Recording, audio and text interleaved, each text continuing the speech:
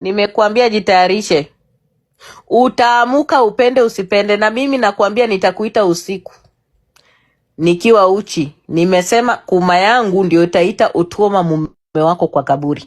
Ataamuka na atakuwa anatembea na mimi akienda kutafuta bwana yangu na kaburi ya bwana yangu.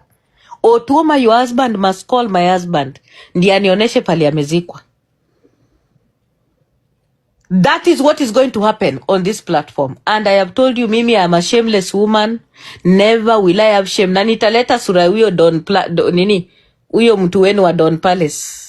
Huyo mwanaume mwenye unamtomba, huyo wa Don Palace. Nitaleta sura yake hapa. Na nilete video, rafiki yako wa ndani ndiye alikuwa na kurecord mwanaume akiingia mkipanga matanga ya bwanako. Ndio maana ulikuwa unakataa tusipangishe na ufungue mlango. Siku ya kwanza bwanako alipokufa ulikataa mlango isifunguliwe kimila na desturi zetu, juu ulijua ulikuwa umetombwa kwa hiyo nyumba hiyo siku bwanako ile siku alikufa. Sasa nitaita Otuoma mimi. And I'll call him by right, juu alikufa kwa nyumba ukitombwa. Nitamuita Aluongo chuori mabi ankodi.